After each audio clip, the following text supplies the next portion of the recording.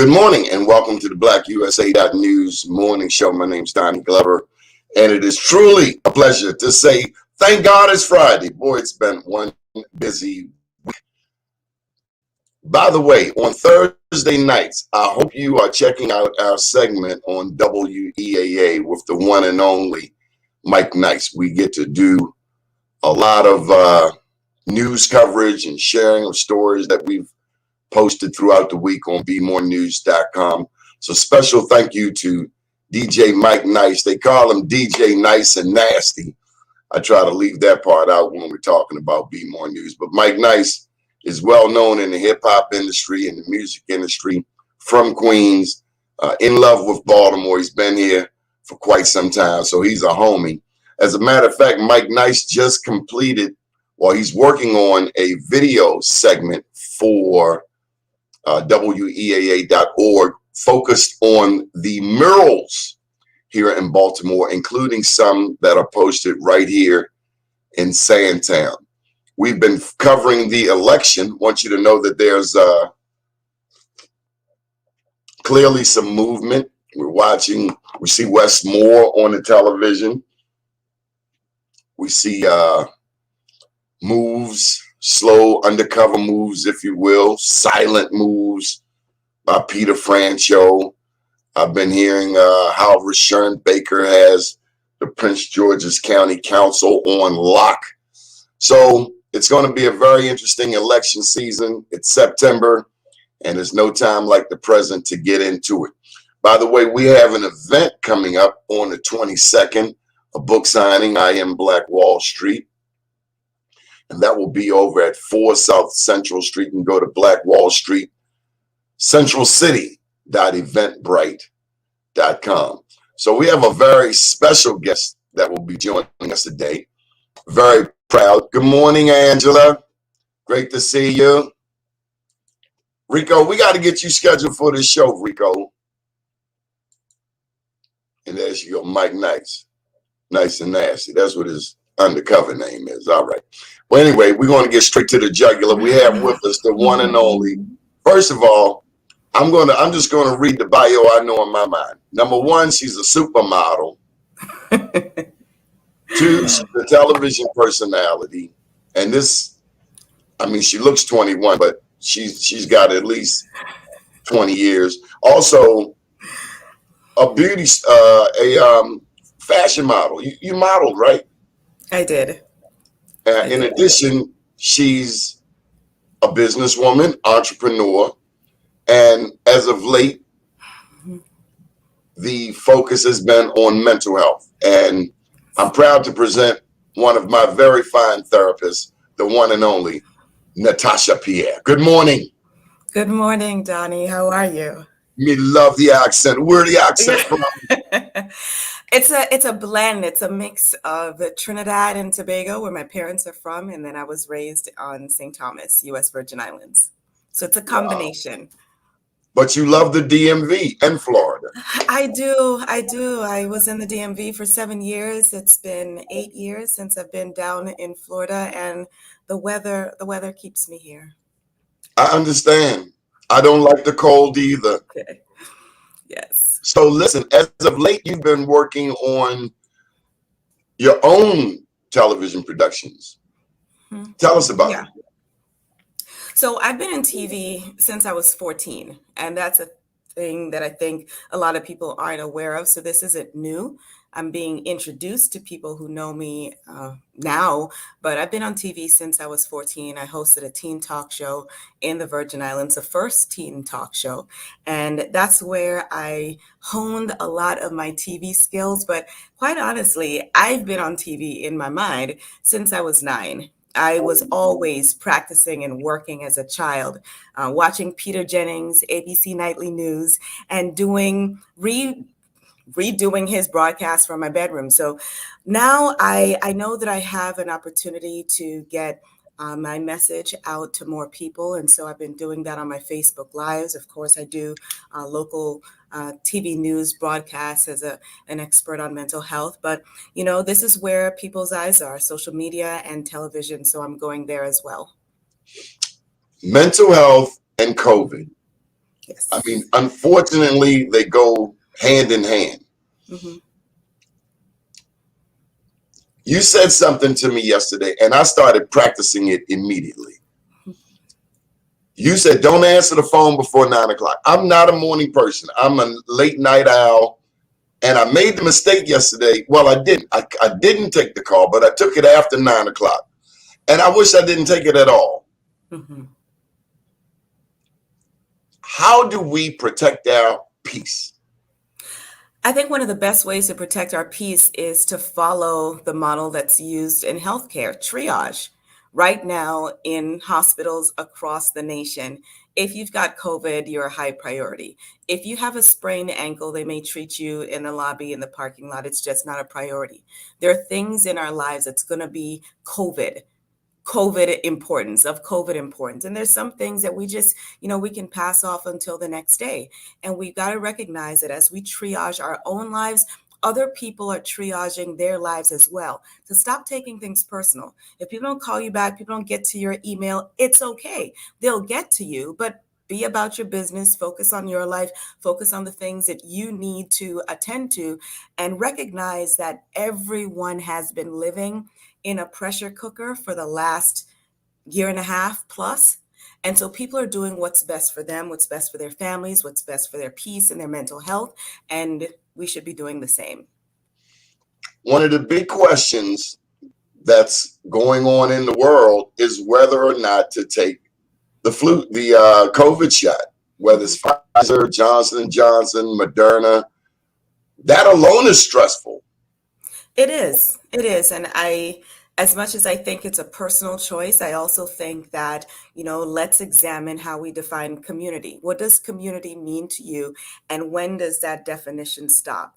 Does my liberty and my freedom, if it infringes on yours, is that still freedom and liberty? Of course, everyone's going to do what's best for them. And I am aware that some people are unable to get the vaccine for legitimate health reasons. I understand that. But then what is your responsibility to keep the rest of your community safe? We can't Well, pick and now, choose when we want to be wear a mask. Exactly. We can't pick and choose when we want to engage in community. We're either in or we're out. And if we're out, be all the way out, which means that should you, and this is Natasha's opinion, should you get the virus, perhaps you handle that on your own. But I'm working in a field where I'm speaking to doctors and nurses who are overwhelmed not only with the influx of people coming into the hospital, but also they're overwhelmed just by the death. You've got to understand that many of these nurses and doctors and healthcare staff have been saying goodbye to people for over a year, holding their hands as they take their last breath. And yes, that's the industry they're in. But when you're accustomed to doing one person a week, and now it's 20 a day, you got to understand that that takes a toll on your emotional and psychological well being. I shared a post yesterday. It was a white lady nurse, and she said, "Please wear the mask. I'm tired." Yeah, this goes back to community. Again, we cannot pick and choose when we want to engage in community, when we want to care about other people. We can't do that. If we say that nurses are important, they're important not only when the doctor isn't available or when you need care, but they're also important when they're tired, when they're overwhelmed, when they're overworked. We're also looking at nurses who are saying, okay, I'm done, I'm tapping out. I'm over it. I'm moving to another profession. So what happens when the people that we rely on to care for us say that because we're not caring for ourselves, they're done? What do we do then? Let me shift gears for a second. Hmm. Have you ever found yourself not believing in yourself? I know I've always known you to be a very confident person, very outgoing, very forward, straight shooter. Have you, with all of your gifts, ever felt like, hey, maybe I'm not good enough? Because I see it out here all the time. We're seeing homelessness. We're seeing white homelessness in the poorest black community in Baltimore, in Maryland. Mm, Trumpsters. yeah, yeah. I think as a nation, we do a real terrible job of building community. It's a buzzword, it's cute to say, but we are terrible at implementing it. Community really should be a verb, an action word. It denotes things that we must do in order to create and promote and maintain community. There's been, fortunately for me, I grew up in a household where I was told that I could do anything. And that was fostered in me, that was instilled in me, and that's how I was raised. The time that I did question my ability to thrive, my ability to be productive and to contribute was during the time I was dealing with mental illness. I was diagnosed over 20 years with bipolar disorder, and it took a very long time for me to come to terms with what that meant and what it meant for me. Being diagnosed with a severe mental illness is a terrible blow to your self esteem. Okay, so what does this mean for me now? Does this mean I can't reach my goals and dreams, especially with all of the mental health stigma that's in our society? Do I want anyone to know about this? I don't think I do. And it took a very long time. It wasn't really until 2018, 19 that I really started speaking about it publicly, because I had to overcome the self stigma first and to recognize that a diagnosis, regardless of what it is, isn't a death sentence. Once I handled that part of my life and really said, I don't care what anyone thinks about me or what I was diagnosed with, that was when I was able to unlock what I would say the next level of freedom in my life. And I speak openly. There's no zero shame about it for me. Mental health challenges are more rampant than we want to acknowledge. But through COVID, so much has come to the surface about all of us. I certainly have my challenges, but I live in a community where I see it also. Every day I see it. I see people shooting dope like this. Dope with fentanyl. One wrong dosage of this is flatline. I'm seeing liquor. I'm seeing alcohol. I'm seeing violence. I saw a fight a few weeks ago that was just young people. It was 100 people that all in the blink because of a fight inside the restaurant. It spilled outside. The next thing you know, it's 100 people all just running. We don't want to acknowledge the mental challenges, but I think we all have some challenges. And let me tell you this, white America certainly has its challenges. When, just put this book out this year, I Am Black Wall Street, but to think that a group of people burned down Black Wall Street because they were jealous, dude, your people had a 400-year head start. How can you be jealous? Is that not mental illness? And I'm happy that you started off with saying mental health and then mental illness, because many times when we say the word mental, people self-select out of the conversation. The reality is that they're different. Mental illness, it's true fact is 1 in 5 people live with a documented mental illness. That's something that was diagnosed by a clinician. However, 5 in 5 people have a mind.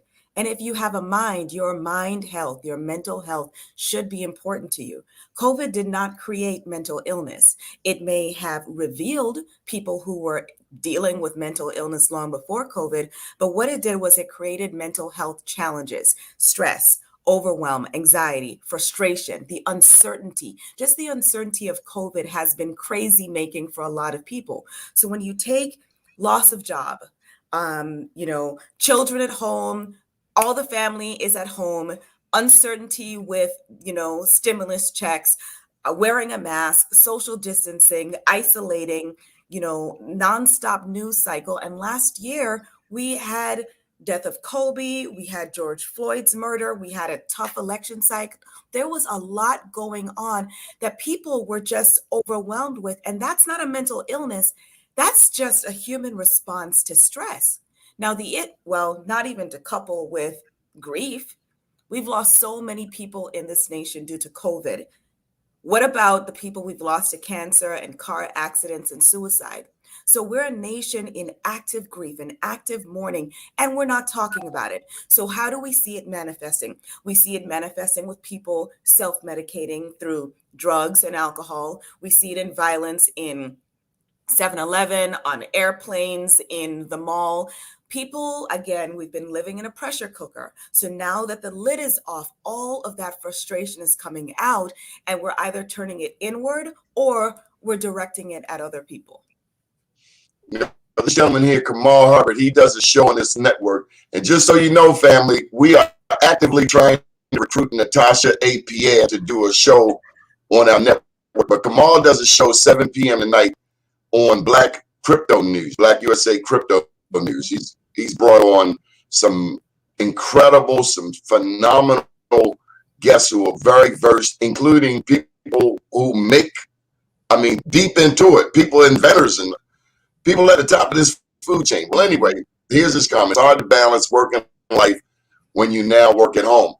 Well, you want to touch that, working from home versus being in the office? Well, I think the farce, the myth is that work-life balance is even possible.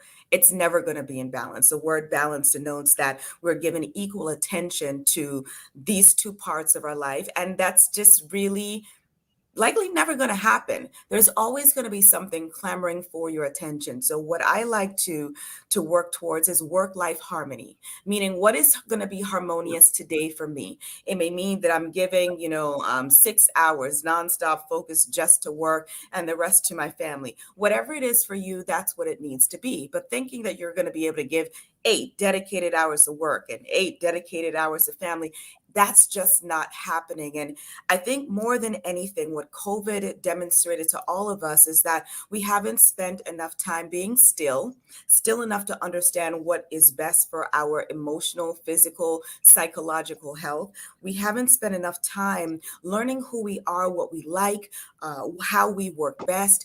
And so we were forced into this situation of needing to pivot really quickly. And now we're in this space. This is a time where we get to, instead of looking outward, like what are other people doing and how are other people doing it, focus on what's best for you.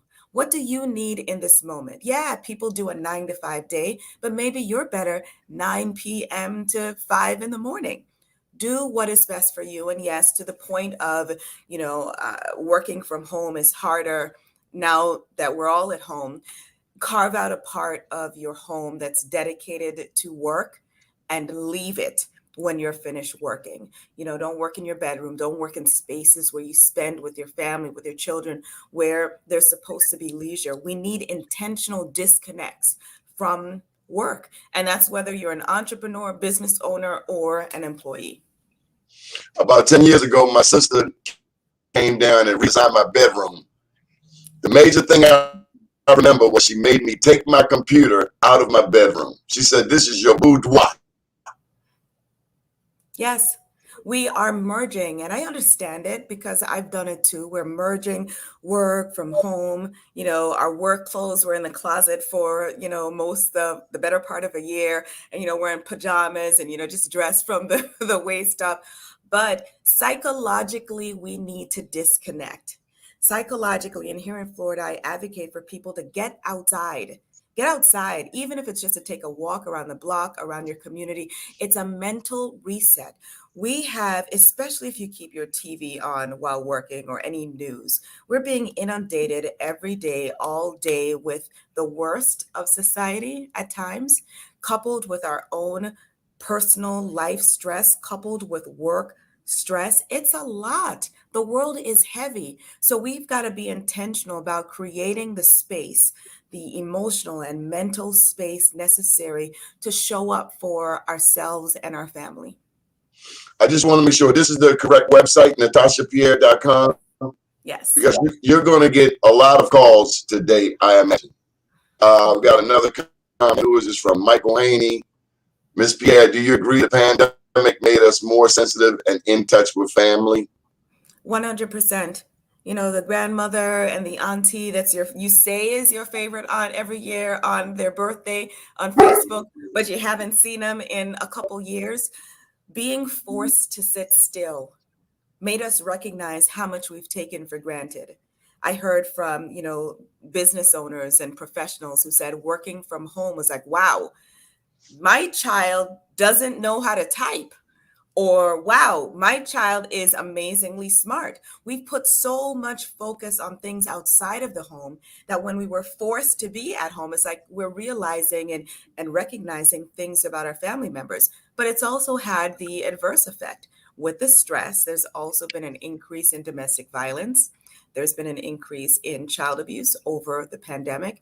And so, yeah, it made us aware of family, the importance of family. But for some people, it wasn't a great thing. And, Donnie, I am big on community because by the time that people intersect with the criminal justice system, the community has likely missed several intervention points. We have likely missed several opportunities to be a mentor, to be a coach, to provide groceries, to provide a job. We've missed that.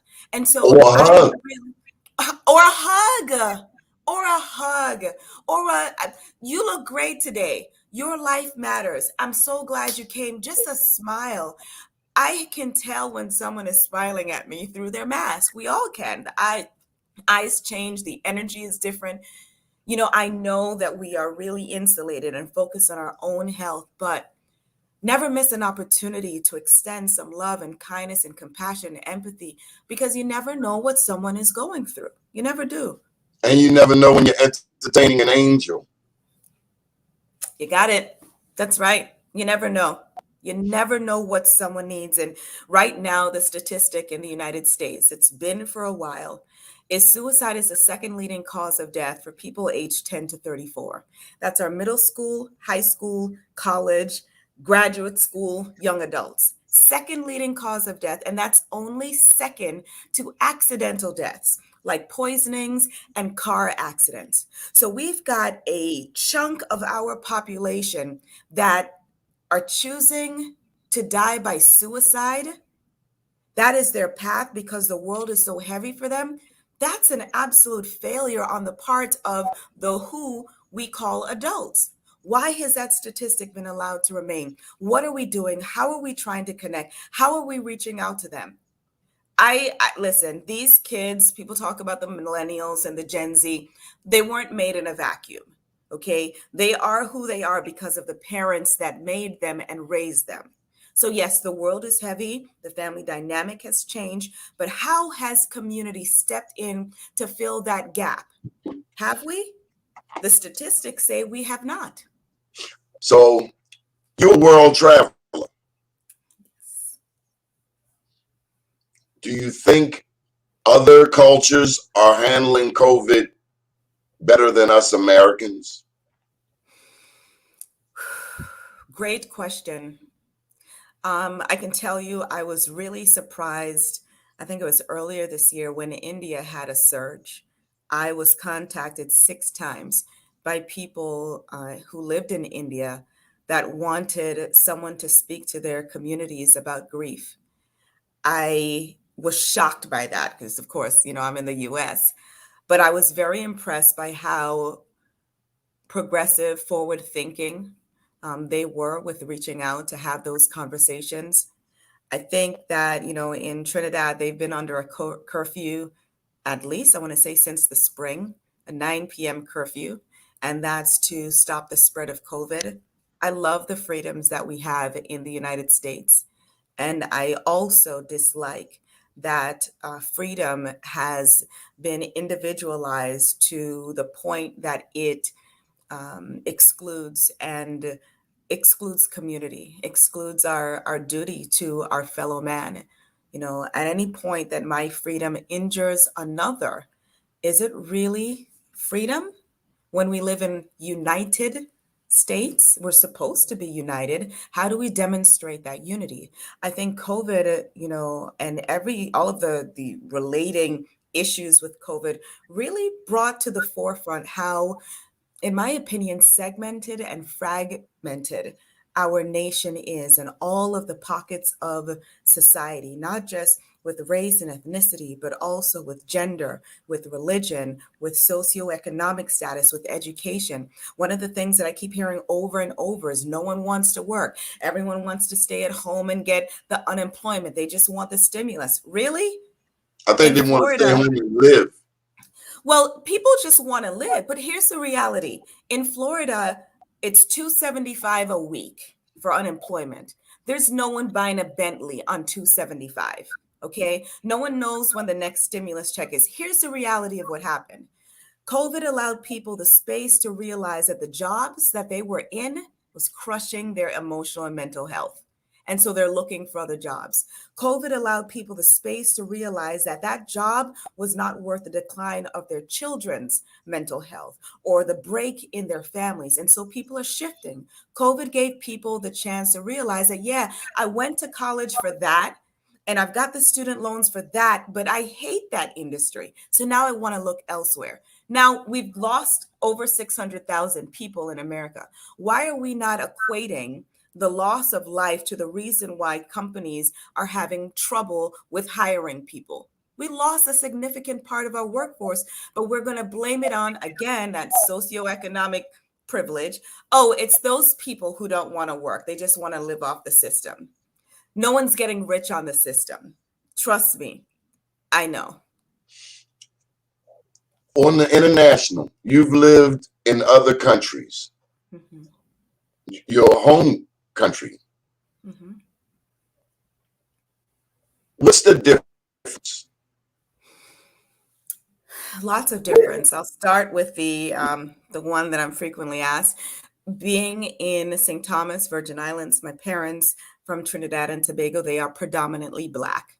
Um, Countries, islands, and they are, everyone in power looks like us. And so people are shocked by it, but I didn't know that I was Black until America told me that I was Black in 1994. That's not the way that I grew up identifying myself. I was Trinidadian, I was Trinbagonian, I was a Trinbagonian Tomian, I'm Caribbean. That's how I identified myself. I came to America and America told me I was Black. So that was the first awareness. And I think that there's room for Native Africans and Afro-Caribbean, Afro-Latino to recognize that our experience growing up in predominantly Black spaces lended to the way that we approach life. That's different from African Americans. So do not come to the United States and judge African Americans for an experience that you have not lived. You have not been forced to live your life through a racial lens every day since birth. So there's some humility that needs to happen there. Another thing is we're very proactive in how we respond to crisis. I love the freedom that's in the United States, and there's room to question how united we are and how much we believe in the life, liberty, and pursuit of happiness for everyone in this shared space. It's different. It's a different awareness. It's a different consciousness. It's a different work ethic. And it's not lost on me that a lot of who I am and how I am and how I relate to this world is rooted in the fact that I did not grow up in the United States.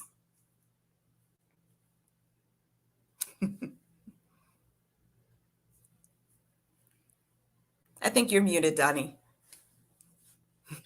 My security guard was making noise.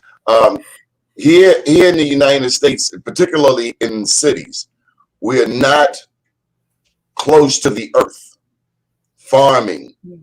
I think of my trip to Jamaica, to Tanzania, our relationship with Mother Earth, with the animals. You know, we're in the city, it's a concrete jungle. Now, presumably in the islands, I know there's a closer connection. You got mango trees, you got banana trees, fruit, fruit bread, something. I was watching a documentary on Haiti. But there's a closer connection with the land, with the earth. Can you articulate that for me? Absolutely. Growing up in my yard, we had soursop. I think we had 3 or 4 types of mango trees. We had banana, figs, passion fruit, limes, lemons, peas. And so it was normal for my mom and dad, my parents to say, okay, we had sugar apple, go in the yard and that's your snack. That's your, go get some passion fruit to make juice. We're going to shell these peas. Hated that because lizards were on it, but we ate what we call ground provision. So sweet potatoes, cassava, everything came from the earth. medicines were also from the earth. They were plants, they were homemade recipes passed down from generation to generation. And we are we were the first stop. After leaving Africa, came to the Caribbean, and then the second stop was in the United States. So we've had more time to really connect and bond with the earth. Also, many people aren't aware that there were indigenous populations in the Caribbean before slavery. So my dad's mother is Carib Indian, indigenous from Venezuela. So there is a connection to the earth. There is a sacredness and a respect of what the earth can yield.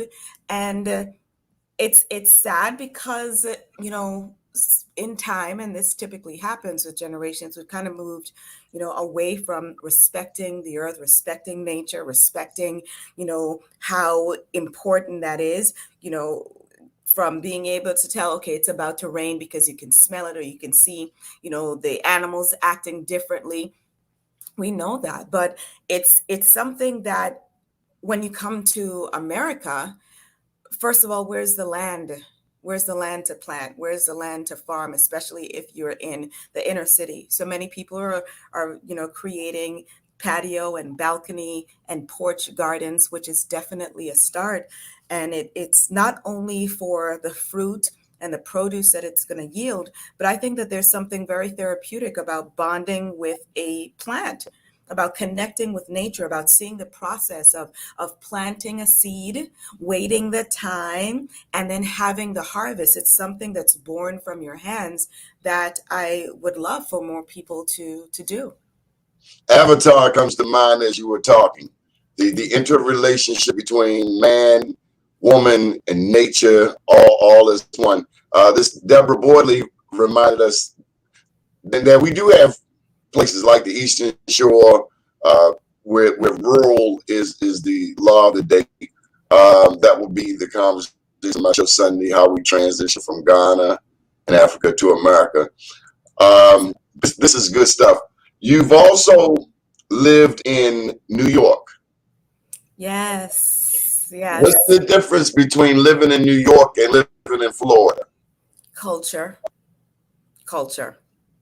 I lived in New York for 7 years. I never had a racial awareness as I do in Florida.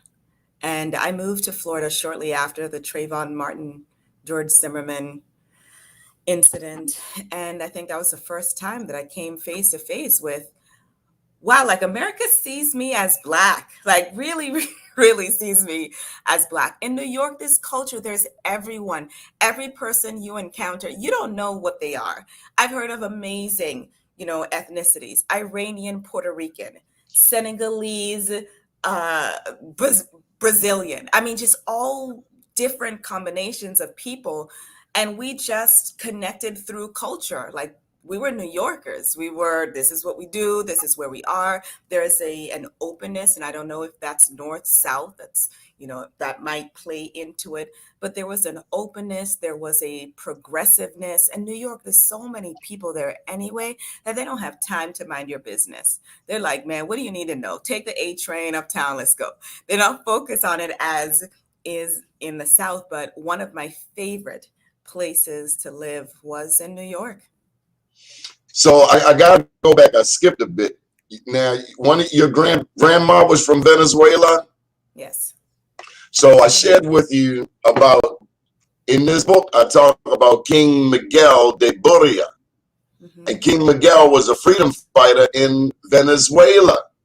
And so one of the things that we Americans, silly Americans, we don't realize that slavery was in South America and the Caribbean a good 100 years before it began flourishing here in North America. So the Spanish, the Portuguese, even the French, they were very active. And so that whole slavery, like Brazil, 100 million Black people compared to 40 million in the US. And as you said, a lot of the people were already there. I just saw his name yesterday, but the guy from Mali, I want to say Abu Bakr, but king. He was a king in Mali who was in the United States in the 1100s. There's so much of our history that has been hidden from us. Have you experienced that in trying to research Black history? Absolutely. When I first came to the United States in 1994, grateful to my college classmates and friends who just told me, Natasha, like, you have no idea about the American Black existence. And so a lot of what I learned initially started in the Black Student Union at Duquesne University. Oh, come Because on, come on. there, Tell me yeah. that, because I can see somebody's like, it's not like that, and you like, yes, it is. Come You on, tell know, me about it. Well, here's how I realized all of this. It was during orientation freshman year, and I'm walking with my roommate, and someone asked me if I was coming to the Black Student Union, orientation. I was like, no. And they're like, why? I was like, I'm not Black. And the face, Oh, it was like the the oh, the, the blood just drained from their face. And when you clap and a dog tilts its head, their face is like, what are you talking about? I didn't know. And I was like, I'm Caribbean, but that was my naivete. I'm Caribbean. That was my naivete of bringing my Caribbean identity to America. America says you're Black. And so it was through the BSU that we had conversations over and over, and I made lifelong friends. And that was the foundation. And then I just wanted to know more. I studied for myself. So I researched, African American history. And then when I came to Florida, another layer of education and research began. And then last year, knowing that Tulsa wasn't the only Black part town. of Black town that was like destroyed. I mean, I learned so much. Juneteenth, I always knew about Juneteenth, but I never taken the time to research it as I did last year. So the reality is that we've got to be lifelong learners, even of our own history. And I know there's a lot of talk about critical race theory and, all of that. Here's the issue. When I first came to the United States, I was asked if I used clams for money coming from the Virgin Islands. That's a real question that I was asked in the United States. I am constantly asked if St. Thomas is part of Jamaica or Virgin Islands. So depending on who I'm speaking to, I'll say I'm Caribbean. If they say, oh, where? Sometimes I go first with Trinidad and Tobago because that's the larger islands. Seldom do I go straight to the Virgin Islands because people haven't heard about it. And seldom do I say St. Thomas because they haven't heard. Now, growing up in the Virgin Islands, we had to do African history, African American history, US history. That's not happening in the US. And here's the thing, as privileged as we want to think that we are, there are other countries where people are learning more than one language and learning the history of countries around the world. How are we preparing our children to be competitive with people of other countries? Are we? Is it the school system? It's not happening there. So this is something that the parents have to do. I joke about it now. When I was a kid, I was annoyed. But during the summer, my mother would take us to the library on Monday. We had to get a book and we had to do a book report by Friday. Hated it. But my vocabulary, my understanding of culture, my knowledge of the world was built during those summers before we got to go on vacation. Are we holding our children to those expectations? Or are we just saying, it's TikTok and YouTube and they're going to be a YouTube star? That's cute, but can they read? Can they read aloud? Can they read aloud without a finger? My Those are daddy, the my core daddy would skills love that you. we need. My daddy would love you. I got a nephew. He said he's cute, but can he read? Can he read? And I see it all the time. For me, and it's hard sometimes for me to relate to our current 17 and 18-year-olds because I know what I was doing at 17. I knew what I wanted to be. I knew what I was doing. I had already had a storefront. I'd already worked in my mom's store. I already had such varied experiences. And yes, there is some privilege inherent to that with living in a two-parent home. Definitely. Two-parent home, middle class. Some people call us upper middle class, whatever. I recognize the inherent privilege of that. And so now when I interact with our high school students and you're about to graduate and you have no clue what you want to do, how did that happen? it's going to sound harsh, but that's, in my opinion, a failure on the parents and a failure on the community. By 18, you should know some of what you're interested in. What are your passions? What are your likes? What would you even like to explore? By 18, you should have had several jobs, several internships. You should have been able to explore some of your passions. And if the parents were not able to foster those experiences for you, did the community step in? Did the churches step in? Did the mentoring group step in? Where were you? Here's the reality, Donnie. Who's after you? Who's after me? We're constantly looking for the Jesse Jacksons, and we're grieving when the John Lewises died. Have we prepared anyone else? Have we trained anyone else? I'm in, communications and mental health. Have I mentored the next person who's going to fill Natasha's spot?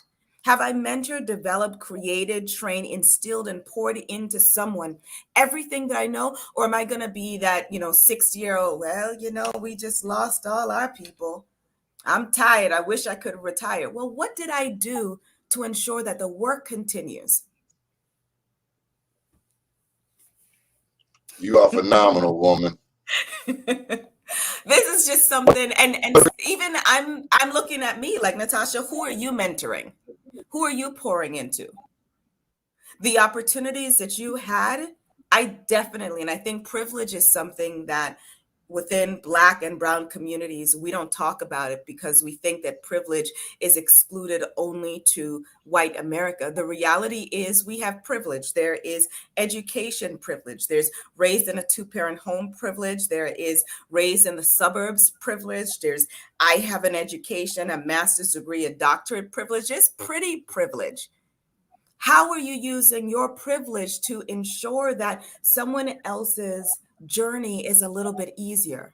That's what privilege is. That's how you use your privilege, whether it is, you're using your voice for someone else, you're creating an opportunity. That's how we use our privilege within Black and Brown communities. And I don't see it happening enough without, I'll give it to you for 1997. For this course of $27, I'll give it to you. And I understand that everybody got to eat. I understand that. But if you read our history and you understand our history, and you don't start at when we were enslaved, because we were never slaves. We were kings and queens. We were an enslaved people. So let's put the responsibility and the accountability where it needs to be. We were enslaved people. If we go beyond that and go to our origins, you recognize that we are kings and queens. Our lineage is amazing.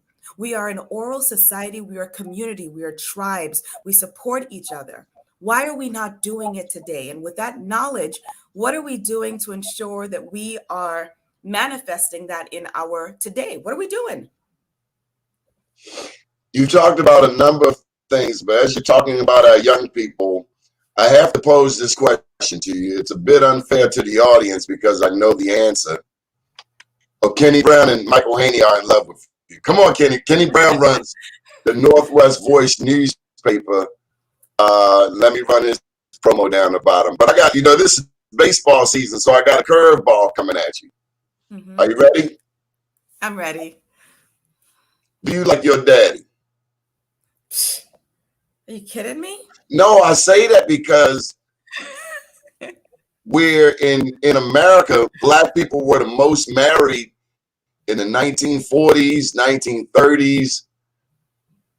I see the effects of fatherlessness in the community today. So that's where I was going with this. Because we don't have a lot of these boys and girls have daddy issues.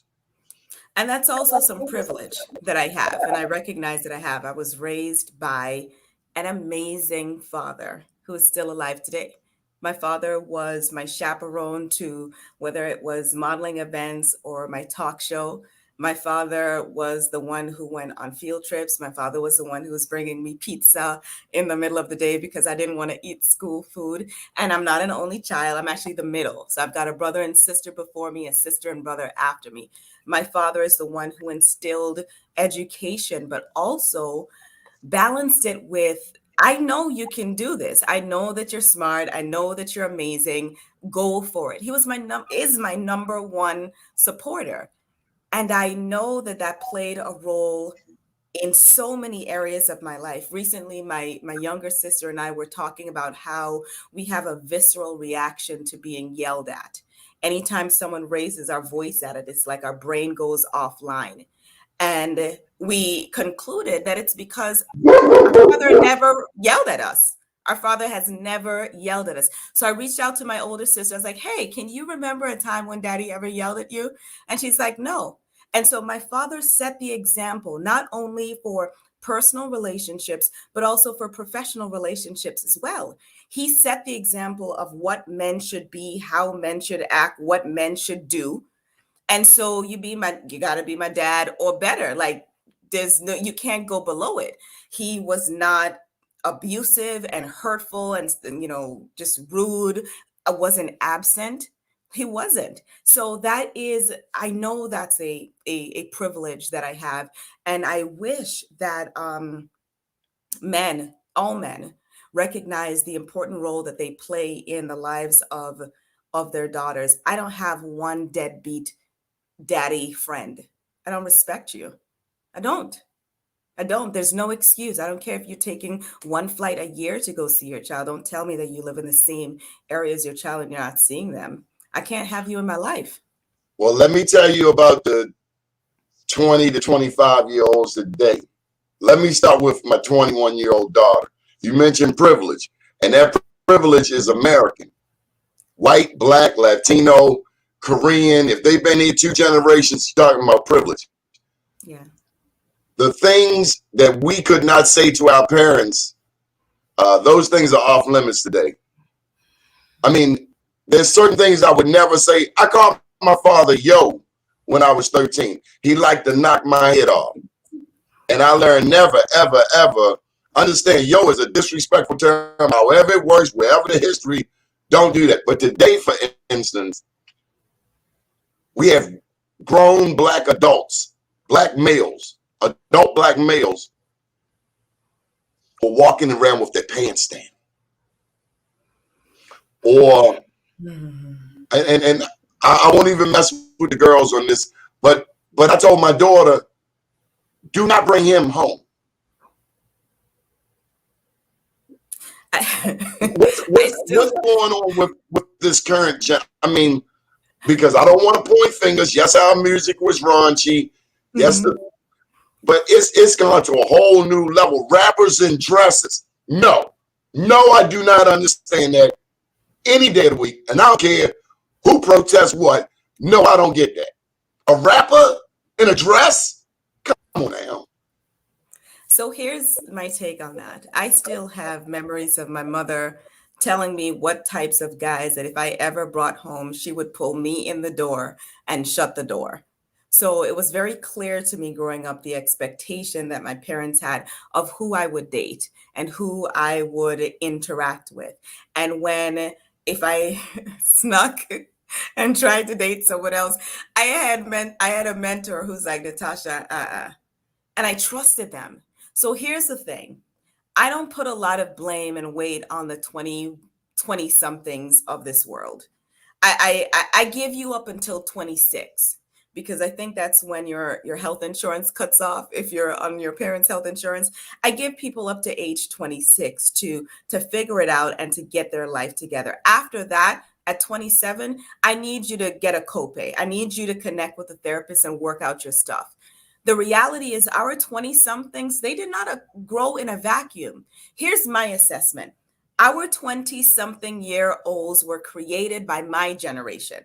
They were made, their parents are my generation who recognized how strict their parents were and didn't want to be strict on their children. My generation is the generation of you're my bestie. I have not once ever heard my dad or mother call me their bestie. I'm not my parents' best friend. They're the parent, I'm the child. And it's that bestie familiar relationship where you can be open and have open communication with your child without having a bestie relationship. So now we're seeing the results of these bestie children. And these bestie children are making children. When the disrespect at 3 wasn't checked and allowed to continue until 12, then they get to the therapist and they get to the coach and it's like, oh, can you help? Well, it wasn't cute when they did it at 2. It's like the little, and this isn't likening children to dogs, but look at the little Yorkies. They're the ones with the biggest mouth. How many times I'm walking and I'm barked at by these little toy dogs that I really could, kick and send them flying. The Rottweilers, the Dobermans, the Pit Bulls, they're chill. They're chill because the owners knew you can be a terror when you grow up. So I'm going to start training you from birth. No, we don't bite. We don't jump. We don't hit. What did our parents like? Oh no, it's so cute. The twerking, the back talking, the cursing. We got it on, TikTok. It's going viral and it's cute. And now they're 20 years old and driving you nuts and you want someone else to fix it. These kids were not made in a vacuum. They were made by parents who did not parent effectively. Ugly truth. So, Mr. Haney, he has I want you to see this. I don't know where's Davenport, Florida.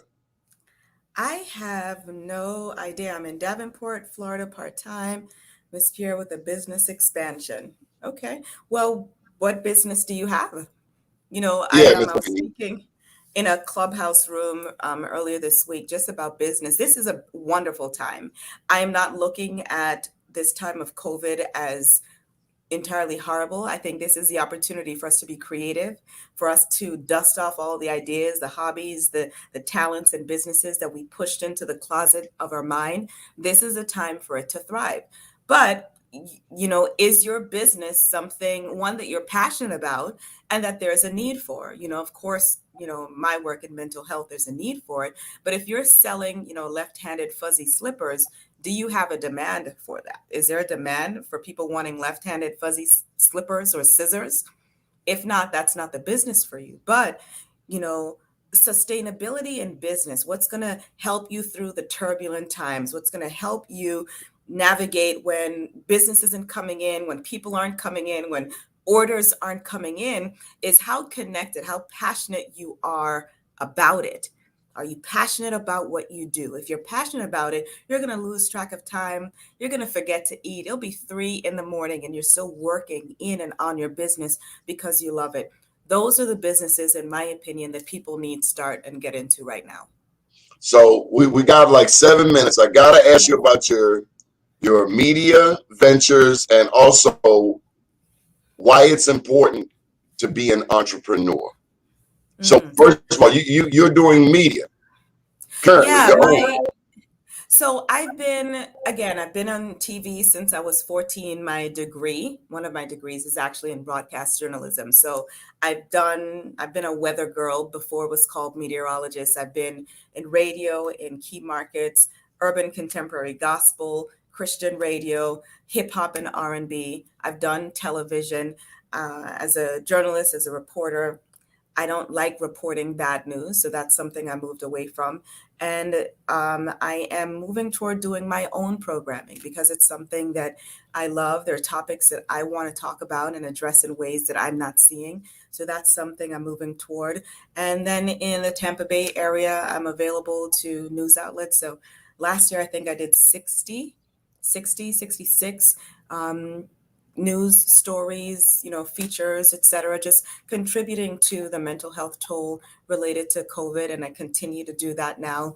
But again, where are people's eyes? There's a reason why newspapers aren't being printed as much as they were in the past. No one's reading them. People's eyes are on their computers, on their phones, on the television. And so if you've got information that people want to see, you need to go where their eyes are. So that's what I'm doing. And why is entrepreneurship important to you? I mean, I don't know that we got to that part of where that was birthed in your soul. Entrepreneurship is important to me because I am a 4th generation female entrepreneur. My great-grandmother never worked for anyone. My grandmother never worked for anyone. I think my mom had 2 jobs in her life. But when I was 9, my mama opened her first storefront. And I Oh, think wow. I two or didn't know this. yeah, yeah, and then 2 or 3 years later, here's the thing, she named her store after the third sister. Not the first or me, the second, the third. So when we complained about it, my parents said, "Okay, we'll figure out what you want to do and then create a store." And like, really? Yes. So my sister, Stacy, and I, we opened up a storefront with the worst name ever. We kind of merged our names. It was called Stanasha's, but it was a tourist shop that we had until my older sister went off to college. So entrepreneurship is baked into me. It's in my DNA. It's important to me. And I think it's important because not every child is going to be a college graduate. I think we have enough billionaires and millionaires to evidence that college does not make you rich. College does not make you a millionaire or billionaire. What entrepreneurship does is it gives you the motivation and the confidence to know that you are creative and that you are able to create and generate income from your mind and your hands, which is an alternative to going to school, which is an alternative to trade school. In my opinion, it would be entrepreneurship, trade schools, and then college. Yes. Thank you. Thank you. I have to go back and watch the entire one. By the way, that's Michael Haney's company on the ticker, Global Training Centers. He's been going to, recently he went to Uganda and Kenya, and he's working on tourism. He's in the tourism industry. But we also have Kenny Brown, who's been watching. He publishes the Northwest Voice newspaper in Northwest Baltimore County. He's shooting out an amen to you.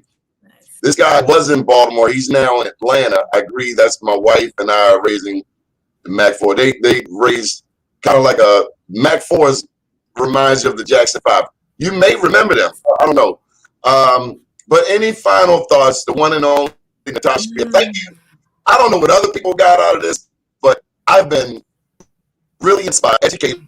I didn't know you were fourth generation an entrepreneur. I did know that your dad is very special to you. Mm-hmm. And I know that daddies have to be special to their daughters. You've coached me on that for years. So thank you. And any final thoughts? The one and only. Final thoughts: mental health is health. If you take care of your body, take care of your mind. And parents, stop comparing your life at your child's age to theirs. It's a different world, and you need to listen to them and create the environment that's necessary for them to thrive. You see, I thought you were going to say don't compare your child's progress with someone else's child's progress. No, we've got a lot of parents living vicariously through their children, pushing them into sports because they weren't the football star or the basketball star, pushing them into pageants because they want to feel beautiful, pushing them into college because, they want bragging rights. How am I going to post something on social media if I don't have anything to post? Do you care about posting on social media? Do you care about your child's health and your child's success and your child thriving? Listen to your children and get off social media for a bit. I am proud of you. We are proud of you. Michael Haney may have said it best. He said, I love this show. He learned it's okay to be vulnerable and talk about it. We are proud of you. We love you. We celebrate you. Please don't make this your last time on the show. The world needs you, and we certainly need you. Thank you, Donnie. Anything for you. Bless your heart.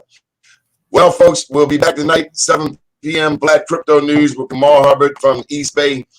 Up today, down tomorrow. Do your day and everything will follow. Nothing to it but to do it. I got to do it regardless of how I feel. I am somebody. I am my brother's keeper. Good morning, world. And thank you, Natasha. Thank you.